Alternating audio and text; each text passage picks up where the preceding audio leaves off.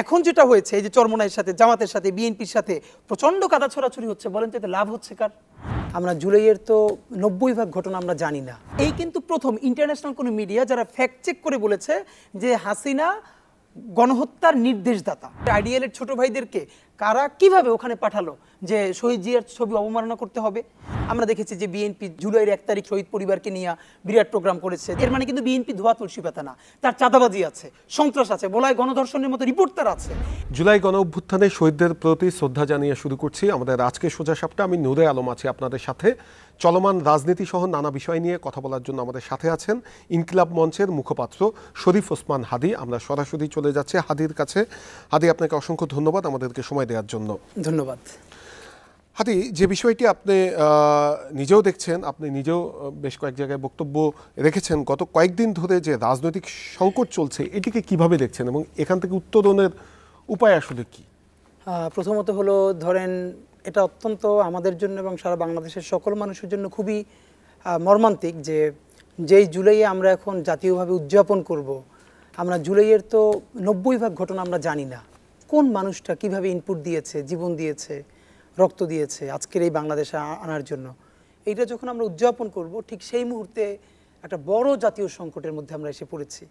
এবং এগুলোকে আমি বরং আরও অনেক কিছুর সাথে কানেক্টিভিটি দেখতে চাই। আপনারা জানেন যে এই জুলাইয়ের মধ্যেই যাতে জুলাইয়ের ঘোষণাপত্র প্রকাশ করা হয়, জুলাই সনদ নিয়ে চূড়ান্ত ঐক্যমত্যে পৌঁছানো যায়। এটা যখন জাতীয় দাবি হয়ে গেছে এবং রাষ্ট্র সরকার নিজে এমনকি অন্যান্য পলিটিক্যাল এন্টিটি যেগুলো আছে তাদের মধ্যেও অনেক বিভাজন ছিল। ধরেন বিএনপি, অন্যান্য দল, এটা নিয়ে অনেক তাদের মধ্যে পার্থক্য ছিল। তো অনেকটা সংকুচিত হয়ে হয়ে কাছাকাছি এসেছে, বিএনপি এসেছে, জামাত এসেছে, এনসিপি এসেছে। সরকারও আমরা যতদূর জানি যে চেষ্টা করছে জুলাইয়ের মধ্যে, এবং আমরা বলেছি এটা জুলাইয়ের মধ্যেই হতে হবে, সারা বাংলাদেশের মানুষ এটাই চায়। ঠিক তখনই এমন কিছু পলিটিক্যাল ক্রাইসিস তৈরি হয়ে যাচ্ছে যখন আমাদের সবথেকে ফোকাস থাকার কথা জুলাইয়ের ঘোষণাপত্র, জুলাই সনদ, আমাদের নতুন বাংলাদেশ বিনির্মাণের আকাঙ্ক্ষা কেমন হবে, তখন আমরা বরং প্রচণ্ড কাদা ছড়াছড়ি এই সংকটটা তৈরি হয়েছে। এবং এটা যে একদম এমনিতেই ঘটে গেছে, বরং আমরা একটু ক্রিটিক্যালি দেখতে চাই যে এটা আসলে এমনিতেই ঘটে যাওয়ার মতো ব্যাপার না। এর কোন সময়ে ঘটছে, কিভাবে ঘটছে, এটার সাথে অনেক কিছু যুক্ত থাকতে পারে। তো এই সংকটটা আসলে আমাদের মনে হয় সবচেয়ে গুরুত্বপূর্ণ।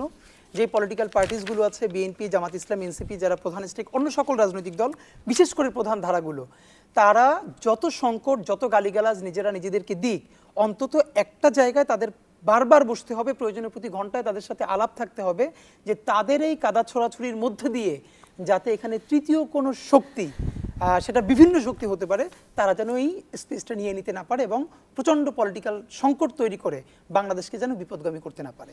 আপনি যদি একটু ঘটনার সূত্রপাত দেখেন, মিটফোর্ড এলাকায় যে ভাঙাড়ি ব্যবসায়ী সোহাগকে বর্বরভাবে পিটিয়ে এবং পাথর দিয়ে মাথা থেতলে হত্যা করা হয়েছে, আমরা দেখলাম যে সেই ভিডিওটি এসেছে দুদিন পরে। তার 4 দিন আগে বিবিসিতে স্বৈরাচার শেখ হাসিনাকে নিয়ে একটি ডকুমেন্টারি প্রকাশিত হয়েছে এবং সারা দেশ তোলপাড়, এবং এটি একটি ঐতিহাসিক দলিল, তার ফোনো রেকর্ডিং সহ। তারপরে আমরা দেখলাম, তার দুদিন পরে দেখলাম আমরা সাবেক আইজিপি মামুন সাহেব তিনি রাজসাক্ষী হচ্ছেন। তারপরে এই ভিডিওটা আসলো। ভিডিওটা আসার পরে তারপরে আমরা দেখলাম যে বিচ্ছিন্ন জায়গায় বিভিন্ন সারা দেশে প্রতিবাদ শুরু হলো, বিক্ষোভ শুরু হলো। খুবই স্বাভাবিক, বিক্ষোভ সমাবেশ হতেই পারে, কিন্তু সেখানে আবার দেখলাম যে বিএনপির ভারপ্রাপ্ত চেয়ারম্যান তারেক রহমানকে নিয়ে কিছু কিছু জায়গায় খুবই কুরুচিপূর্ণ স্লোগান দেওয়া হচ্ছিল। এরপরে আপনি যদি দেখেন যে একটি পুরাতন ভিডিও, যেটি জিয়া রহমানের ছবি অসম্মান করা হচ্ছে আওয়ামী লীগের সময়, সেটি পাবলিশ করা হলো এবং রাতের ভেতরে এটি প্রমাণিত হলো যে এই ভিডিওটি আগের, ওই দিনের মতো এটি ঠান্ডা হচ্ছিল। পরের দিন দেখা গেল আইডিয়াল কলেজের কিছু শিক্ষার্থীকে দিয়ে একদম ঠিক সেমভাবে একটি ভিডিও বানিয়ে ফেসবুকে ছড়ানো হলো।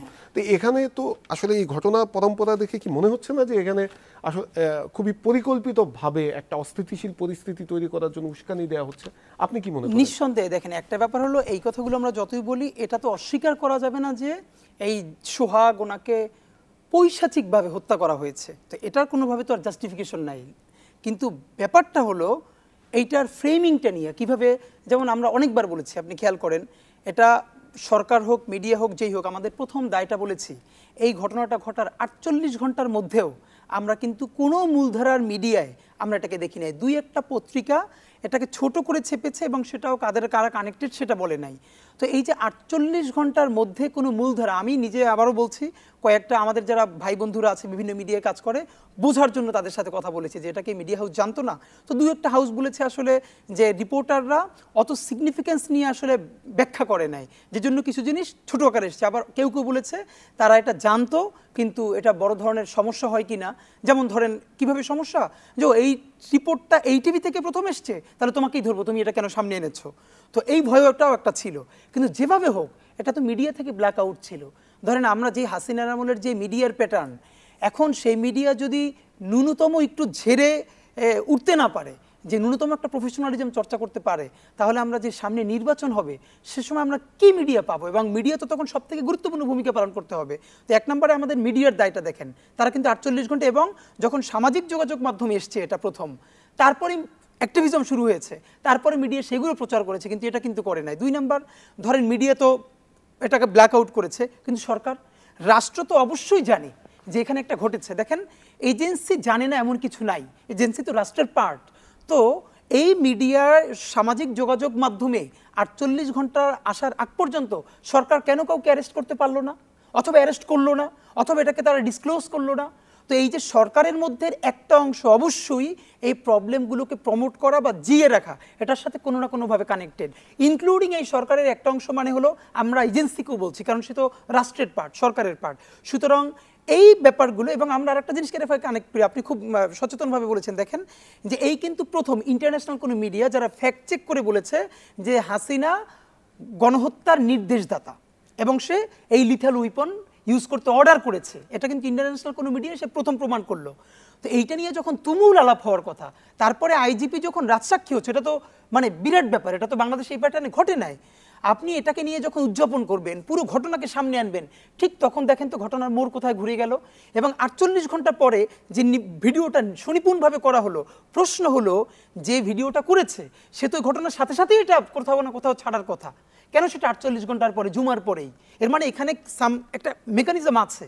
এরপরে ঘটনাটার পরে যেটা সব থেকে গুরুত্বপূর্ণ, আপনারা খুবই ভালো পয়েন্ট আউট করেছেন, যে এইটা নিয়ে যখন বিএনপির ব্যাপারে তুমুল মিছিল, স্বাভাবিকভাবেই ধরেন এমন কোনো মানুষ নাই এই হত্যাটার, যেমন আমি এর পুরো ভিডিওটা দেখতে পারি নাই, আমার ধারণা আপনারাও কেউ এটা রাতে পুরোটা দেখার মতো সাহস হয় না, যে একটা মানুষকে মানে হত্যা করে, একটা দেখেন গুলি করে মেরে ফেলা, একটা এক্সাইটমেন্টের মধ্যে একটা সময়ে, আর আপনি সচেতনভাবে পিটিয়ে মেরে পাথর মেরে উল্লাস করছেন।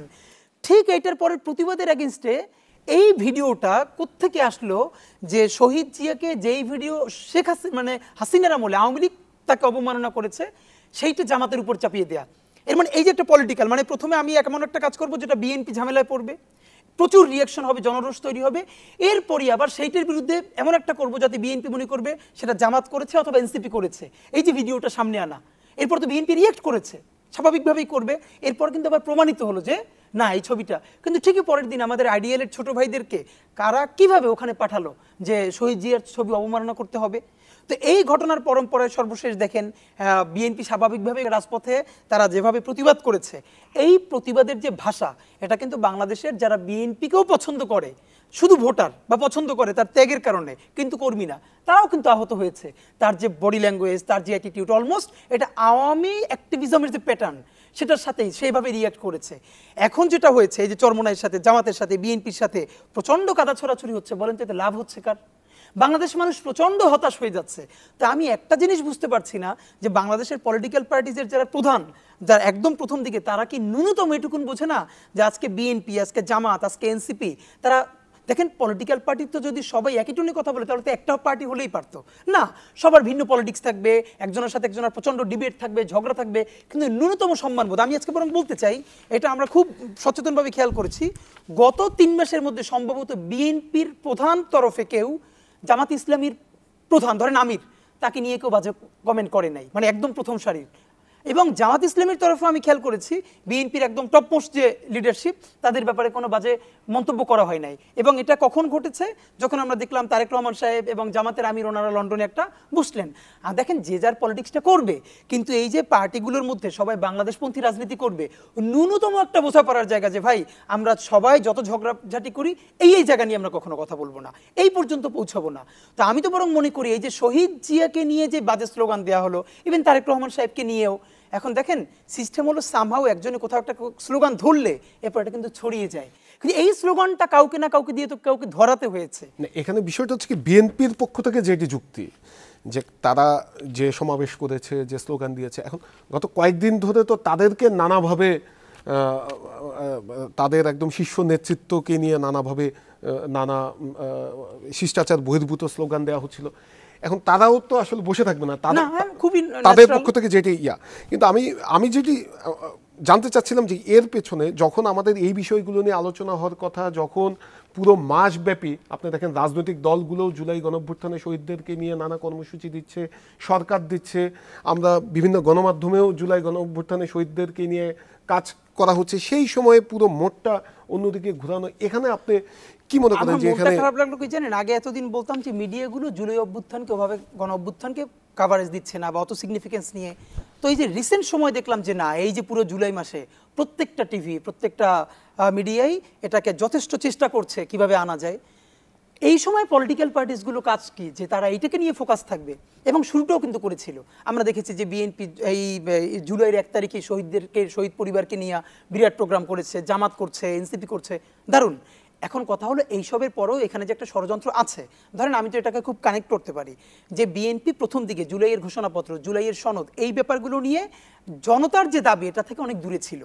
যেমন তারা ইভেন ছাত্র জনতার দাবি ছিল যেটাকে সংবিধানের অংশ করতে হবে। তো বিএনপি প্রথম দিকে যেভাবে বলেছে তা আমরা আহত হয়েছিলাম, যেটা লিটারেচার, এটা সংবিধানে করার কিছু না, এটা ইমোশনাল ব্যাপার, ইমোশন আর পলিটিক্স এক না।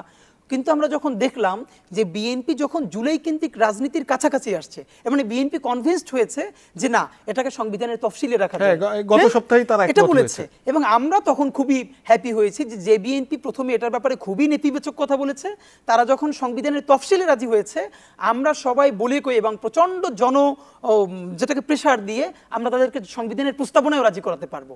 এই যে ন্যূনতম কিছু কনসেনসাস, ন্যাশনাল কনসেনসাস, ঠিক যখন বিএনপি যতটা জুলাইয়ের কাছাকাছি আসার চেষ্টা করছে, এটা খুব স্বাভাবিক ইন্ডিয়ান যে এস্টাবলিশমেন্ট এটা বিএনপির বিরুদ্ধে চলে যাচ্ছে।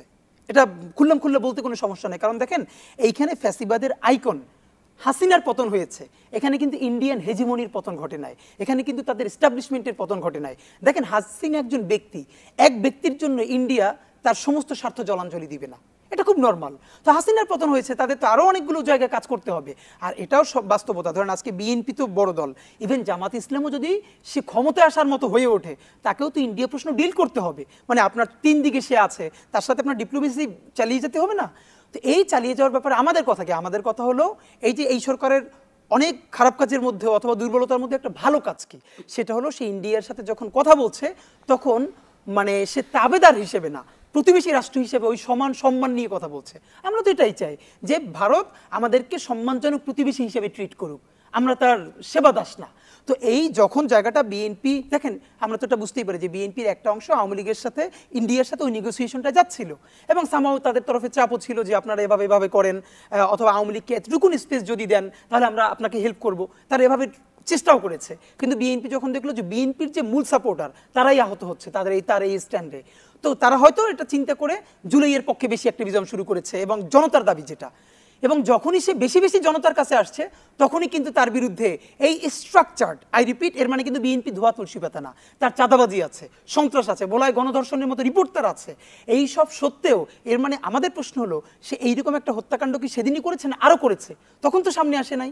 এই সময়টাই কেন, যখন জুলাই সনদ, যখন জুলাই ঘোষণাপত্র, যখন বিএনপি একটু জুলাইয়ের দিকে আসছে, তখন আমরা স্পষ্ট মনে করি এটা একটা অ্যাপলিটিক্যাল সিচুয়েশন তৈরি করবার জন্য আজকে জামাত বা এনসিপি তাদেরকেও বুঝতে হবে যে আজকে বিএনপি যদি এই ক্রাইসিসের মধ্যে পড়ে, বিএনপি ধরেন একদম নাই হয়ে যাবে, 1 মাস পরে এই সমস্যাটা কিন্তু জামাতের নামে একদিন বের হবে, অমুকটি পিটিয়ে মেরে ফেলেছে, জামাত টিকতে পারবে না 3 দিন, এরপর এনসিপির বিরুদ্ধে আসবে, সে টিকতে পারবে না 3 ঘন্টাও। এর মানে পুরো জনগণকে একটা অ্যাপলিটিক্যাল জেনারেশন বানিয়ে ফেলা, এবং তারপরে কিছু সুশীল, কিছু এনজিওবাদী, কিছু বহির্বিশ্বের সফট পাওয়ার, এই মিলে ঝিলে এমন একটা গভর্নমেন্ট প্রতিষ্ঠা করা যেখানে মূলত একটা বিরাজনীতিকরণ।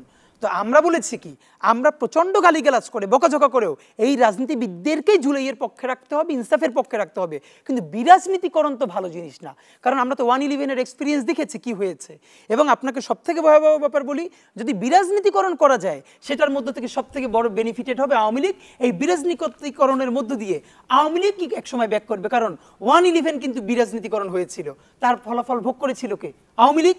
কি ভয়াবহ বাংলাদেশ হয়েছে।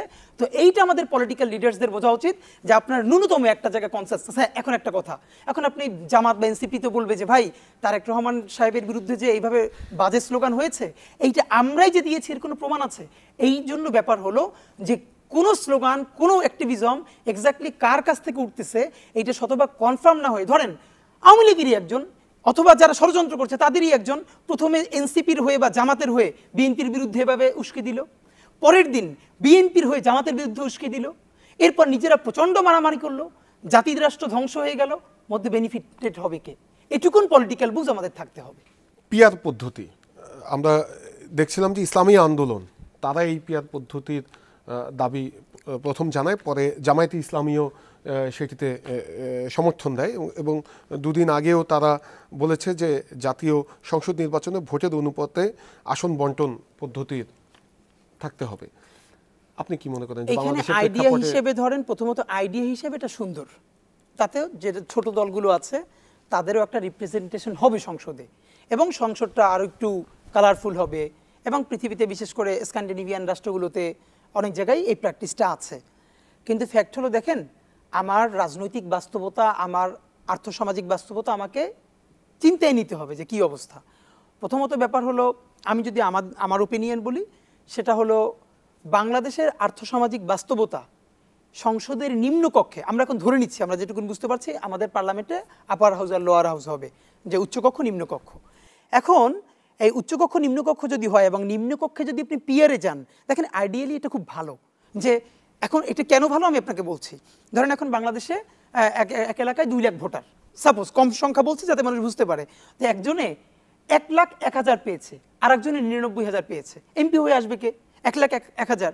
তো এই যে বাকি 99,000 ভোট, অথবা আরও যদি 3টে ভাগ করি, ধরেন যিনি জিতেছেন তিনি পেয়েছেন 80,000, আর বাকি 2 জন মিলে পেয়েছে 1,20,000। বলেন তো আসলে বেশি ভোট পেয়েছে কে? যে জিতেছে না, সে পেয়েছে কিন্তু 80,000, আর তার বিপরীতে ভোট আছে 1,20,000। এখন আমাদের দেশে একটা খুব কমন কথা আছে, ভোটটা পচাইও না। মানে কি, শেষ দিকে মানুষ দেখে প্রার্থী খুব ভালো, কিন্তু আগে গুঞ্জনে বুঝতে পারতেছে সে আসলে পাশ করবে না, তখন ভোটটা তারে যদি দেয় তাহলে বলে ভোটটা পচায় না, কারণ সে ভোটে হতে পারবে না।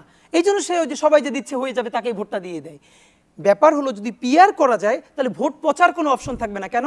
আপনি তখন সারা দেশের প্রত্যেকটা ভোটকে একসাথে কাউন্ট করবেন, সারা দেশে। এর মানে কোনো এলাকায় 2,000 ভোটে 2 লাখ ভোটের মধ্যে যদি কোনো প্রার্থী, কোনো দল ওই এলাকায় 2,000 ভোটও পায়, সেটাও কি জাতীয়ভাবে কাউন্ট হবে। এবং যদি দেখা যায় সে যে 1% পেয়েছে, সারা দেশের ভোটের 1%, এর মানে সে সংসদে 3টে আসন পাবে। এর মানে হলো ভোট পচার ব্যাপারটা চলে যাবে, এবং প্রত্যেকটা মানুষ মনে করবে এভরি ভোট কাউন্টস, যে প্রত্যেকটা ভোটের একটা কি আছে, সিগনিফিকেন্স আছে। এটা আসলে ভালো। কিন্তু বাংলাদেশের বাস্তবতা কি জানেন? বাংলাদেশের বাস্তবতা হলো, আমাদের এইখানের সরকার যদি শক্তিশালী হয়ে উঠতে না পারে তাহলে সে রুল করতে পারে না। এখানে এমনিতেই আমার প্রতিবেশী ভারত, এটা আমাকে মাথায় রাখতে হবে। এরপর বিশ্বের অনেক মেকানিজম আছে।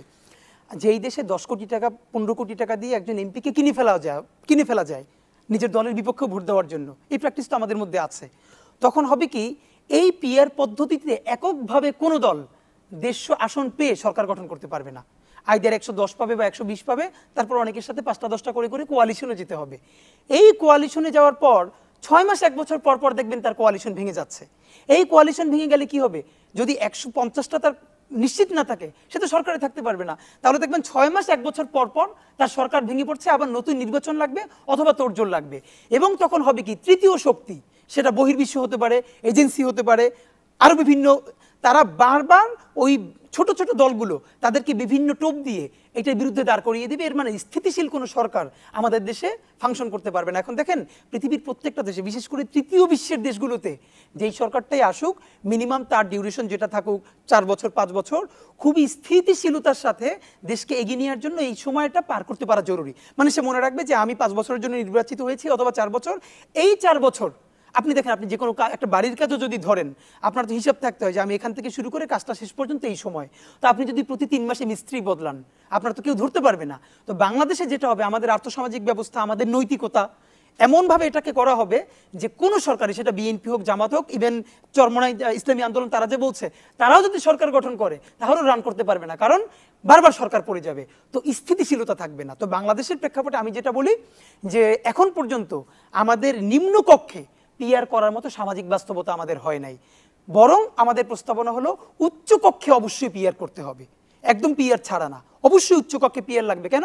বর্তমানে যে কথাটা, এখন ধরেন বিএনপিও কথাটা বলছে যে বর্তমানে নিম্নকক্ষে সংরক্ষিত আসন যে মহিলা 50 জন দেওয়া হচ্ছে, জাস্ট যে যত কত পার্সেন্ট আসন পেয়েছে সেই অনুপাতে, আপনি সেই অনুপাতে যদি উচ্চকক্ষেও দিয়ে দেন, তাহলে বলেন তো সেখানে তো কোনো লাভ নাই, কারণ ঠিক আরও 100 এমপি রাষ্ট্র এবং জনগণ তার টাকা দিয়ে পালবে, এখানে কোনো কাজ হবে না। বিএনপি নিম্নকক্ষে যা পেয়েছে বা জামাত পেয়েছে, ঠিক ওই অনুপাতেই যদি আপনি উচ্চকক্ষে দিয়ে দেন, তাহলে ওখানে তো মানে আমরা উচ্চকক্ষ কেন করব? যাতে নিম্নকক্ষে যদি জনবিরোধী কোনো বিল পাসও হয়ে যায়, সেটা উচ্চকক্ষে যেন আটকে যায়, মানে প্রচণ্ড ডিবেট যাতে হয়, যেটা আমরা ইংল্যান্ডের পার্লামেন্টে দেখি।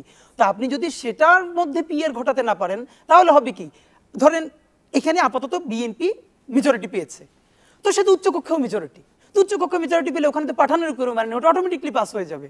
তা আমাদের কথা হলো যে যদি আপনি উচ্চকক্ষে পিআর রাখেন, তাহলে হবে কি, যেই দল মাত্র 2% বা 3% ভোট পেয়েছে, সেও কিন্তু ধরেন 100 যদি থাকে উপরে আসন, তো যেই দলটা 1% ভোট পাবে সারা দেশে, সেও কিন্তু উচ্চকক্ষে একজন প্রতিনিধি পাঠাতে পারবে। তো হবে কি, এইরকম উচ্চকক্ষটা কালারফুল হবে, প্রচণ্ড ডিবেট হবে। এই জন্য আমাদের একদম সুনির্দিষ্ট স্থাপনা, অবশ্যই সংসদের উচ্চকক্ষে আপার হাউসে আমাদের পিআর লাগবেই। এটাকে বর্তমান প্যাটার্নে উপরে দিয়ে দিলে তাহলে শুধুই রাষ্ট্রের খরচ বাড়বে, জনগণের খরচ বাড়বে, কোনো সিগনিফিকেন্স বই আনবে না। তবে বর্তমান নিম্নকক্ষে এটাকে আমরা প্র্যাকটিক্যাল মনে করি না। পিআর ইস্যু সামনে আসাতে অনেকের ভেতরই এক ধরনের আশঙ্কা তৈরি হচ্ছে যে নির্বাচন নিয়ে না একটা শঙ্কা তৈরি হয়, যদিও সরকার বলছে যে ফেব্রুয়ারির মধ্যে নির্বাচনে তারা প্রস্তুতি নিচ্ছে। আপনি কি মনে করেন যে নির্বাচন নিয়ে কি কোনো শঙ্কার কারণ? এখন পিআর এর ক্ষেত্রে ধরেন আমি যেটা বুঝি, এটা খোলামেলা বললে সেটা হলো, ধরেন পলিটিক্সে কিছু তো জিনিস থাকে, মানে আপনি যা চাইবেন তাই পাবেন না। আপনি যদি 10 পেতে চান, তাহলে আপনি প্রত্যাশা করবেন 20, নেগোশিয়েট করে করে করে করে যাতে আপনার 10 থাকে। এখন ধরেন বিএনপি কিন্তু এরকম একটা সুন্দর ডিপ্লোমেসি করেছে, যেমন বিএনপি প্রচণ্ড চাপ দিচ্ছিল ডিসেম্বরের মধ্যে নির্বাচন, তো মানুষ বলেছে এটা কি সম্ভব, কিন্তু সে কিন্তু খুব রিজিড ছিল। কিন্তু যখন ডক্টর ইউনূস সাহেবের সাথে, তারেক রহমান সাহেবের সাথে লন্ডনে মিটিং হলো, মানে ওনারা যখন কথা বললেন, তখন এটা কিন্তু নির্বাচনটা সরকার বলছিল এপ্রিল, বিএনপি বলছে ডিসেম্বর, কিন্তু ফেব্রুয়ারিতে মোটামুটি একটা টাইম ফ্রেমওয়ার্ক বাঁধা গেছে। এর মানে আমার ধারণা বিএনপি ওটা হিসেব করেই বলেছে যে আমরা চাইবো ডিসেম্বর, তাতে যাতে অন্তত ফেব্রুয়ারিটা পৌঁছায়, এর মানে ওই প্রত্যাশা করা। তা আমার যেটা ধারণা, যদি জামাত ইসলামী, ইসলামী আন্দোলন, অপরাপর অন্যান্য সকল এনসিপি, তারা যেটা বলছে যে লোয়ার হাউজেই সংসদের নিম্নকক্ষে পিআর লাগবে, তো এটা এমনও হতে পারে, যেমন সরকার বিএনপি কিন্তু আপার হাউসে পিআর চায় না, কিন্তু এটা যে কোনোভাবে বিএনপিকে জাতির জন্যই, বাংলাদেশের উপকারের জন্য তাকে রাজি করাতে হবে যে প্লিজ।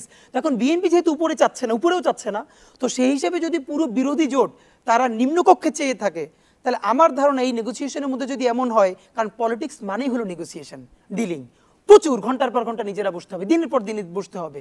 এবং আমরা পলিটিক্সের সামনে যা দেখি, দেখেন সামনে দেখি আমরা 10%, 90% হলো পলিটিক্সে পিছনের সংলাপটা, এবং এই সংলাপটা ওপেন থাকতে হয়। সেক্ষেত্রে যদি এইটা হয় যে এই যে স্বাভাবিকভাবেই এই বিরোধী দল বা এনসিপি টেনসিপি মিলে যে নিম্নকক্ষে পিআর চাচ্ছে, এটা কিন্তু এটার পক্ষে জনমত তৈরি কিন্তু হয়েছে, এটা তো বাস্তবতা।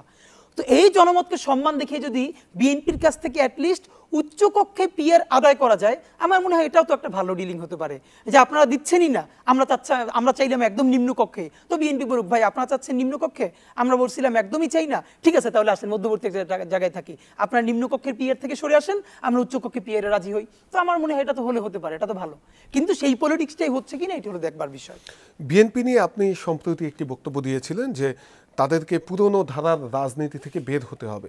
নতুন ধারার রাজনীতির স্ট্যান্ডার্ড কি, মানে এই স্ট্যান্ডার্ডটা কিভাবে নির্ধারণ হচ্ছে? ধরেন যদি আমি খুব ফিলোসফিক্যালি বলি, তাহলে অনেক কঠিন কথা, এটা মানুষ পছন্দ করবে না। আমরা সহজ যেটা বুঝি, যেই প্যাটার্ন, মানে পলিটিক্সের তো একটা প্যাটার্ন আছে, পলিটিক্স তো একটা অ্যাক্টিভিজমের জায়গা, যে একজন এলাকায় একটা উপজেলায় পলিটিক্স করে বা জেলায়, তো মানুষ কি দেখে যে ক্ষমতাসীন দল 100 বাইক নিয়ে শাঁ করে চলে যাচ্ছে, সেখানে ধুলো উড়ে মানুষের মাথায় লাগতেছে, যিনি নেতা তাকে সামনে পিছনে লোকজন, এই যে প্যাটার্নটা, তা আমরা বলেছি যে না, দেখেন বাইক নিয়ে শোডাউন দেয়া, হাজার হাজার মানুষ রাস্তা আটকে অন্য মানুষকে কষ্ট দেয়া, আমাদের এই বিশেষ করে বিএনপি, জামাত ইসলামী, এনসিপি এরা সবাই মিলে নৈতিক কিছু সিদ্ধান্ত আসবে। ধরেন আমার বাড়িটা আজকে রং করালাম, আপনি বাড়িটা রং করালেন, আপনি কালকে উঠে দেখবেন নির্বাচনী পোস্টারে আপনার ঘরটা ছেয়ে দিয়েছে, আপনি নাগরিক পার্টি তো খারাপ করবেন। নাগরিক পার্টি তো নতুন ধারা রাজনীতির কথা বলেছে, এবং কিন্তু আমরা তো দেখছি তারাও তো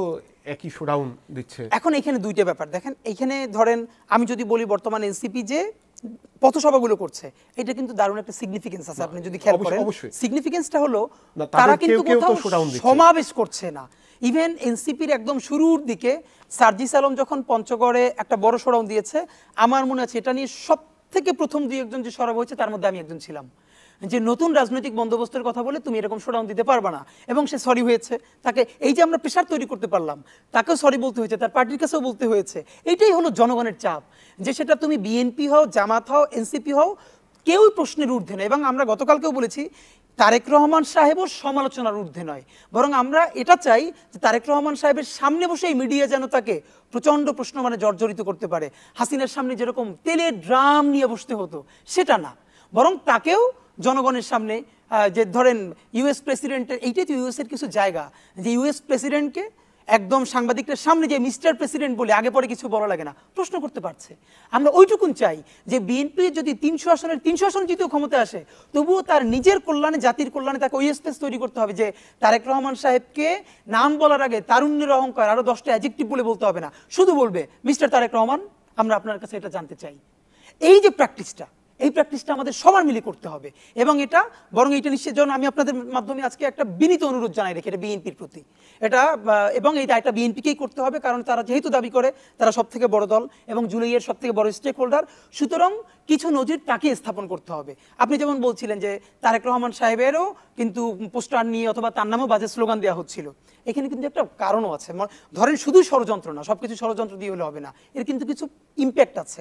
একদম প্রমাণ সহ যদি বলি, আমি আমার উপজেলায় দেখলাম যেই লোকটাকে সবাই চেনে, সে ইয়াবার ব্যবসা করে, গাজার ব্যবসা করে, মাদকের ব্যবসা করে, এমন কোনো খারাপ কাজ নেই সে করে না, এবং এইগুলো সে একটা পলিটিক্যাল শেল্টারের মধ্য দিয়ে করে, রাইট?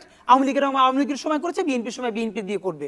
তো এই লোকটাকে থানা ধরে না, পুলিশ ধরে না, কারণ সব জায়গায় সে টাকা পয়সা দিয়ে ঠিক রাখে।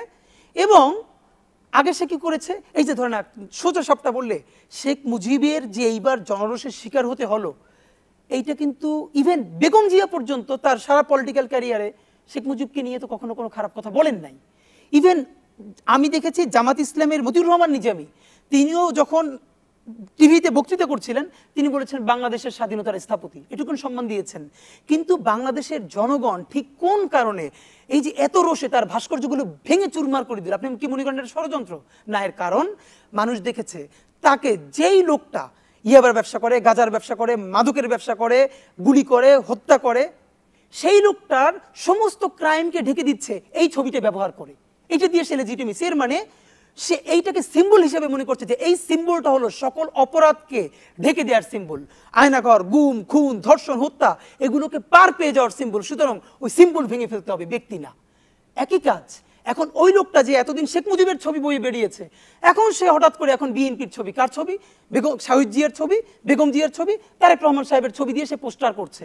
এখন উপজেলায়, জেলায়, ঢাকার যে ছেলেটা দেখছে কি, আমি এই লোকটাকে চিনি, সে ভয়াবহ অপরাধী, একদম সব থেকে সোসাইটির খারাপ লোকটা, সে খালেদা জিয়া, তারেক জিয়া এবং শহীদ জিয়ার ছবি দিয়ে তার এই যে লেজিটিমেসি নিচ্ছে, তখন মানুষ কিন্তু আহত হয়। এখন এই যে বারবার বিএনপি বলে না যে ব্যক্তির দিয়ে সংগঠন নিবে না, এটা একটা স্টুপিড কথা। কেন? যেই লোকটাকে আজকে হত্যা করলো ওইখানে, আপনি বললেন তার কোনো কি নাই, দলে ধরেন পোস্ট নাইও, বললাম 4 জনের আছে ছাত্র দলে, এবং তাদেরকে তো বিএনপি থেকে বহিষ্কার করেছে, তো দলে না থাকলে তো বহিষ্কার করতে পারতো না। কিন্তু যাদের ব্যাপারে বলা হয় যে সে কি নাই, আমার দলে নাই, তো যেই লোকটা দলের কোনো কাঠামোর মধ্যে নাই, সে শহীদ জিয়ার ছবি দিয়া, বিএনপির ছবি দিয়া, তারপরে নিচে তার ছবিটা দিতেছে। আপনি ভাবেন, তার উপরে জিয়ার ছবি, নিচে তার ছবি, সে কার সাথে কাকে ফ্রেমিং করলো? তখন তো বিএনপি এই পোস্টার ছেড়ে নাই, তাকে ধরে নাই, যাই তুমি এই ছবি কার অনুমতি নিয়ে দিয়েছো?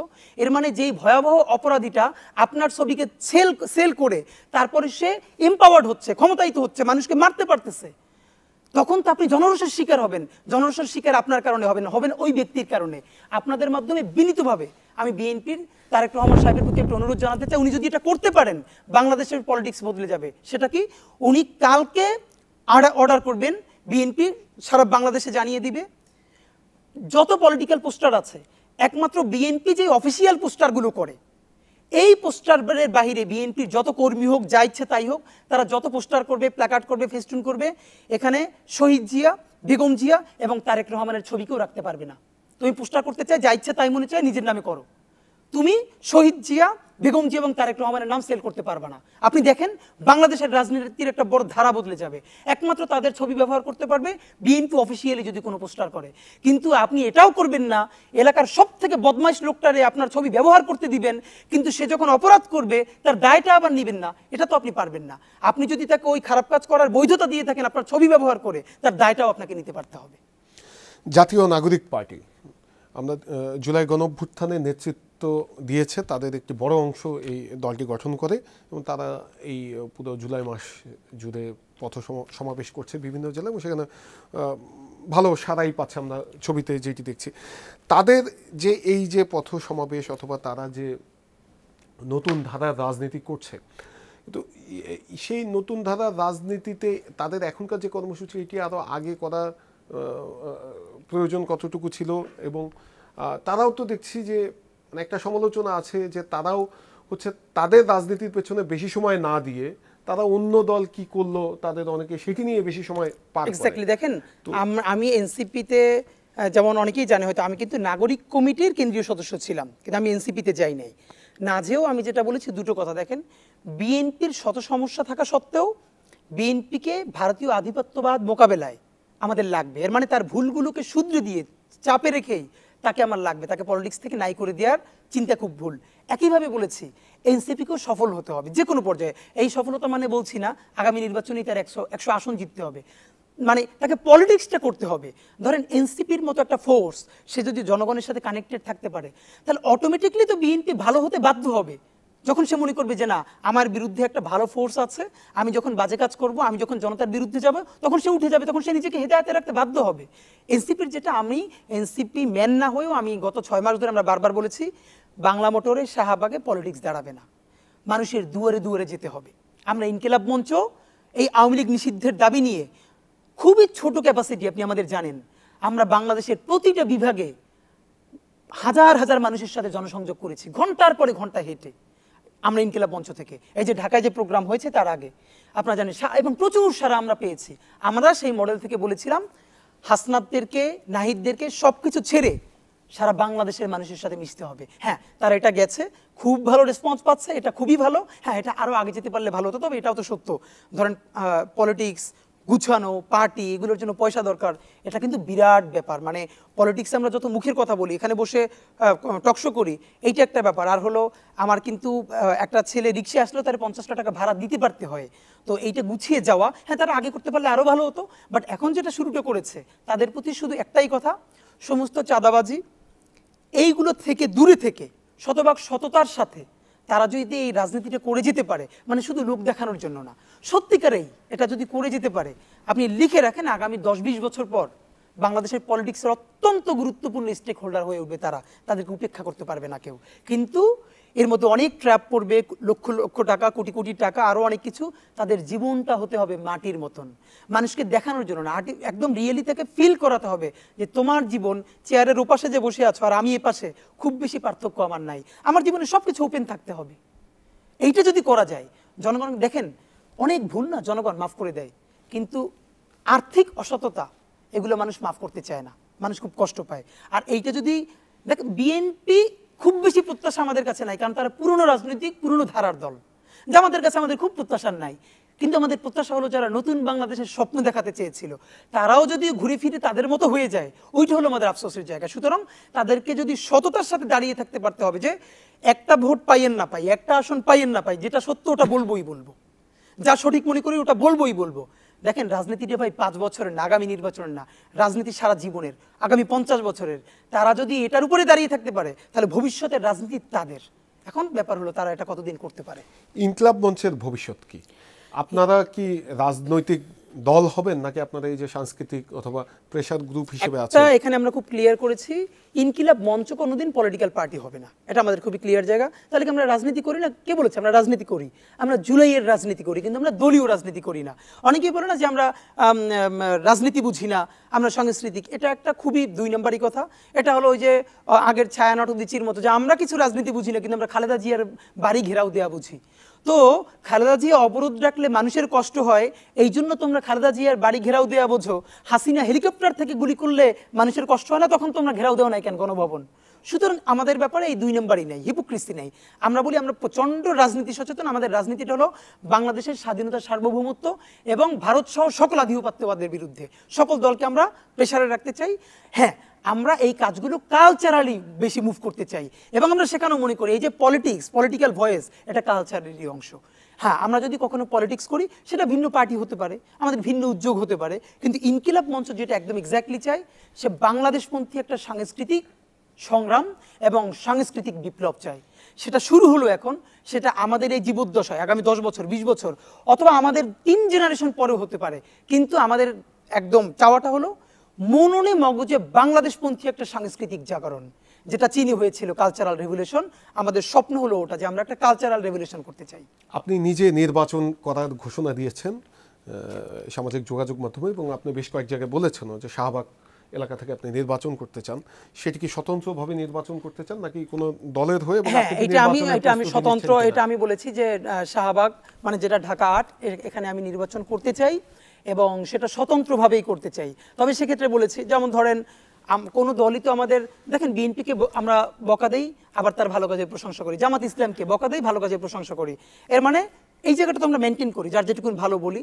তো তারা যদি মনে করে, আমি বলেছি যে এই আমি যেটুকুন বা আমরা সবাই মিলে যে ভয়েসটা তুলতে পারি, এটুকুন দেশ ও জাতির জন্য উপকারী, তারা যদি মনে করে, তো তাদের প্রতি আমাদের হলো যে হ্যাঁ, অনেকে আমাকে বলতে পারে তোমরা আমাদের দলে যোগ দাও, কিন্তু আমরা বলেছি বরং দেখেন 2-1টা জায়গা রাখা দরকার, যাতে তারা ওই স্বতন্ত্রভাবে, স্বাধীনভাবে সবাইকেই ধরতে পারে এবং কথা বলতে পারে। তো আপনারা যদি ওটা চান, তাহলে বিএনপি যদি মনে করে যে আমাদের মতো ছেলে মেয়েদেরও পার্লামেন্টে রিপ্রেজেন্টেশন দরকার, তাহলে তারাও আসনে প্রার্থী না দিতে পারে। জামাত ইসলাম যদি মনে করে না এরকম কিছু ছেলে মেয়ে দরকার, তাহলে ওখানে তারা প্রার্থী না দিতে পারে। তো আমরা বরং বলবো যে আপনাদের মার্কে আমাদেরকে কেউ প্রার্থী না করে, মানে এই রিকোয়েস্ট না করে, বরং আপনারা আমাদের অনার করেন, আর ওই জায়গায় প্রার্থী দিয়েন না, আমরা চেষ্টা করি। এইটা হলো আমাদের জায়গা। এখন বলবেন যে তাহলে এই পলিটিক্স, এই আসনটা দেখেন, আগামী এমপি হওয়া, যদি মানুষ মনে করে এমপি হতে হবে, ভোট দিয়ে দেয়, ইটস ওকে। মানে যদি দেশের প্রয়োজনে কোনোদিন আমাদের প্রধানমন্ত্রী হতে হয়, অতটুকুন সততা, সাহস, যোগ্যতা ওইটা অর্জন করবার সক্ষমতা আমাদের আছে এবং সাহস আছে। কিন্তু প্রধানমন্ত্রী হওয়া, এমপি হওয়া, মন্ত্রী হওয়া, এটাই একমাত্র কাজ না। আমরা যে সাংস্কৃতিক বিপ্লবটা করতে চাই, এটার একটা পার্ট এইটা যদি হয় ভালো, না হলেও তো কোনো সমস্যা নাই।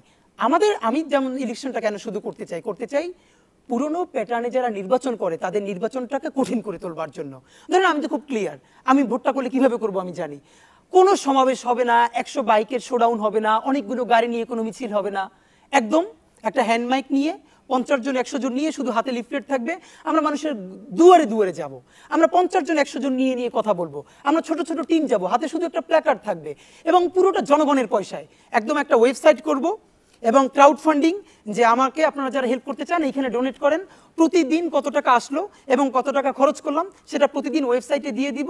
কারণ কি, আমি যদি এখন আজকে শত শত মোটরসাইকেল নেই, এরকম করি, আমার তো লক্ষ লক্ষ টাকা লাগবে। তা আমি যদি একটা ইলেকশনে 50 লক্ষ টাকা কারো কাছ থেকে ধার করে ইলেকশন করি, তাহলে তো আমার চাঁদাবাজি করাই লাগবে, নইলে আমি টাকা পাবো কই? তো আমার যদি পুরো ইলেকশনই খরচ হয় 5 লাখ, তাহলে তো আমার চাঁদাবাজি করার দরকার নাই। সুতরাং জনগণের পয়সায় জনগণের জন্য নির্বাচন করব।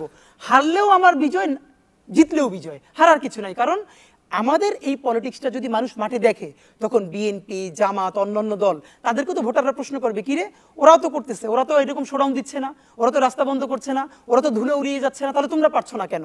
আমাদের কাজটা হলো পলিটিক্সের একটা গুণগত পরিবর্তন আনা, এইটা হলো আমাদের উদ্দেশ্য। এমপি হলেও ভালো, না হলে আরো ভালো, কারণ আমাদের রাজনীতি কেবল শুরু। জুলাই গণঅভ্যুত্থানের বর্ষপূর্তি চলছে, আমাদের সরকারের বয়সও 1 বছর কাছাকাছি, 1 বছরের কাছাকাছি 11 মাস চলছে। তা আপনার কাছে কি মনে হয় এই সরকার কতটুকু সফল হয়েছে? বিশেষ করে উপদেষ্টা পরিষদে আমরা যে কাজের গতি দেখছি, যে সেটি নিয়েও নানা সমালোচনা আছে, যে অনেকের ভেতরই গণঅভ্যুত্থানের যে স্পিরিট, সেই স্পিরিট অনুযায়ী কাজ হচ্ছে না। আপনার দেখেন, এটা তো সত্য কথাই। আহ, এই সরকারের মধ্যে আপনি তো এটা খুব বাস্তব ধরেন, যারা উপদেষ্টায় আছেন তারা কি কেউ এই আন্দোলনে, এই গণ অভ্যুত্থানে সন্তান হারিয়েছেন? আপনাকে আজকে বলি যে হাজারো ভিডিও আমাদের সামনে পড়ে, এর মধ্যে ছোট দুই একটা, আমাদেরকে এত কিছু দেখার পরও আমরা রক্তের মধ্যে দাঁড়িয়েছিলাম, তারপরও নতুন করে আমাদেরকে মানে অসুস্থ হয়ে যায় চিন্তা করলে। গত পরশু নারায়ণগঞ্জে জুলাইয়ের স্মৃতির স্তম্ভ প্রথম যেটা, এটা উন্মোচন হয়েছে। সেখানে আমাদের জুলাই যোদ্ধা মাহবুব ভাইকে আনা হয়েছে। আমি ওনাকে আগে চিনতাম না। উনি এই জুলাই যুদ্ধে দুটো চোখের আলো হারিয়েছেন, একজন ইয়াং মানুষ।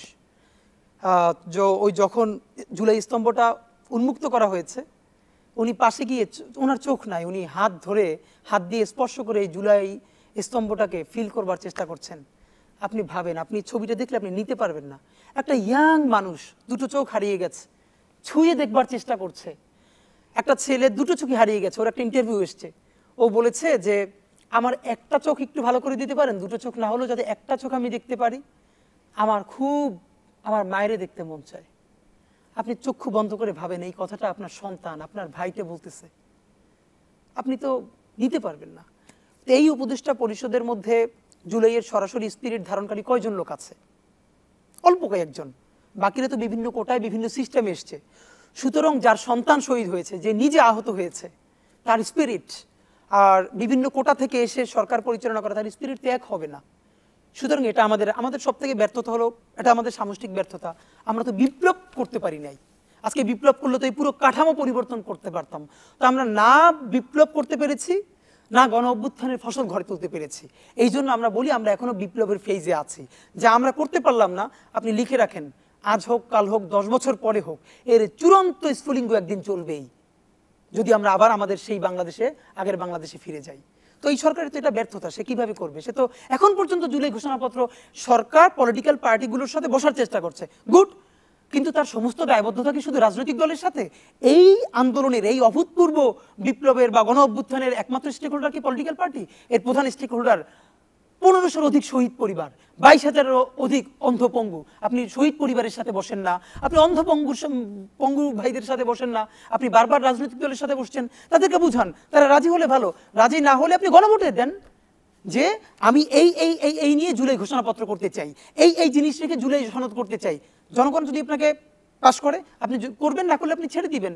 তো আপনি পলিটিক্যাল পার্টিসগুলোকে কনভিন্স করতে পারছেন না, আপনি শহীদ পরিবারের সাথেও বসছেন না, আপনি গণভোটও দিচ্ছেন না, এর মানে কি? এভাবে তো হতে পারে না। প্রশাসন এবং পুলিশে, আপনি পুলিশ নিয়ে কিছুদিন আগে বক্তব্য দিচ্ছিলেন যে পুলিশের এখনো কাঠামোগত কোনো পরিবর্তন আসেনি, এবং আমরা দেখছি যে আইন শৃঙ্খলা পরিস্থিতিও কাঙ্ক্ষিত মাত্রায় উন্নয়ন হয়নি। আপনি কি মনে করেন এর ব্যর্থতা? দেখেন, প্রথম কথা হলো যে পুলিশের অন্তত 1000-এরও বেশি তাদের বিরুদ্ধে মামলা আছে। মানে তাদেরকে একদম সরাসরি গণহত্যায় তারা কোনো উস্কানি ছাড়া মানুষকে গুলি করেছে। এখন পর্যন্ত কয়জন গ্রেপ্তার হয়েছে? এখন এই গ্রেপ্তারটা কেন করা যাচ্ছে না? এই যে পুলিশ তাকে যে গ্রেপ্তার করবে, তার যে ইনভেস্টিগেটিং অফিসার, সেও তো তার কলিগ। তো একজন কলিগ যখন তার বিরুদ্ধে রিপোর্ট দিবে, এটা তো ক্রাইসিস তৈরি করছে। এখন আমরা যেটা পারি নাই, পুলিশের তো ওই সংস্কারের, পুলিশ না ধরেন, না পুলিশ না আমলাতন্ত্রে আমরা কোথাও যে কিছু করতে পারি নাই। এখানে কিছু বিগ শট খেলা দরকার ছিল। যে বিগ শটটা ডক্টর ইউনূস যে কয়বারই খেলতে গিয়েছেন, ততবারই তাকে আবার সরে যেতে হয়েছে। এইখানে আমি বলবো জাতিগত দায় বাংলাদেশের পলিটিক্যাল পার্টিসগুলোর। আজকে এই যে বর্তমান সরকারটা, এটা স্বাধীন বাংলাদেশের সব থেকে দুর্বলতম সরকার। সে না আমলাতন্ত্রে কোনো অ্যাকশন নিতে পারছে, না পুলিশে। যেই চায় আমলাতন্ত্র হরতাল ডাকে, কাজ করবে না সচিবরা। অদ্ভুত ব্যাপার, যেই অতিরিক্ত সচিবরা 4 তারিখেও হাসিনার পক্ষে কালোবাজ ধারণ করে মিছিল দিয়েছে, সে আবার এখন কোন সাহসে হরতাল করে এবং সরকারকে থ্রেট করে?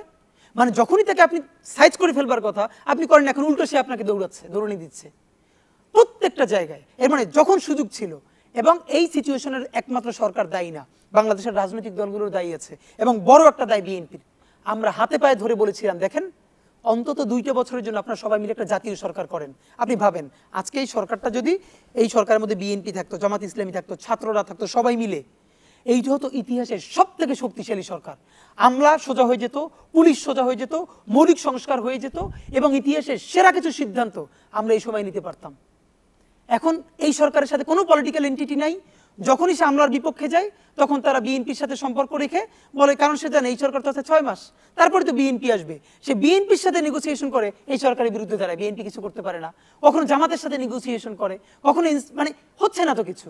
তো এই যে আমি এবং আবারও এটা দায় বলবো, এটা বিএনপির একটা বড় দায় আছে, কারণ সে বড়। তাকে প্রস্তাব দেওয়া হয়েছিল ছাত্র জনতার পক্ষ থেকে, প্লিজ আপনারা জাতীয় সরকারে আসেন, কিন্তু তারা মনে করেছে না, আমি শুধু শুধু অনির্বাচিত সরকারে কেন আসব, আমি ভোটে জিতে তারপরে আসব। আপনি এই কথাটা বললেন, আজকে যদি জুলাই না হতো, আপনি ভোটে তো দেশ থেকে উঠে গেছিলেন, আপনি কবে আসতেন? সুতরাং আপনি যে সুযোগ পেয়েছিলেন সকল দলের সাথে নিয়ে, হ্যাঁ আপনি নেগোসিয়েট করতেন যে আমাদেরকে বেশি দিতে হবে, বড় দলটাও। কিন্তু এই সরকারে বিএনপি, জামাত, এই আন্দোলনের সকল অংশীদাররা মিলে 2 বছরে যদি একটা জাতীয় সরকার হতো, আমরা অধিকাংশ মৌলিক সংস্কার করে ফেলতে পারতাম। তখন কোথায় পুলিশ, কোথাও আমলা, কেউ কোনো কথা বলতে পারতো না। এটা হতে পারে না বিধায় তো আজকে তারা প্রতিদিন বরং উল্টো আমাদেরকে হুমকি দিচ্ছে। এটা তো আমাদের জাতিগত ব্যর্থতা। অসংখ্য ধন্যবাদ হাদি আপনার সময়ের জন্য। আমরা সমসাময়িক নানা বিষয় নিয়ে কথা বলছিলাম ইনকিলাব মঞ্চের মুখপাত্র শরীফ ওসমান হাদির সাথে।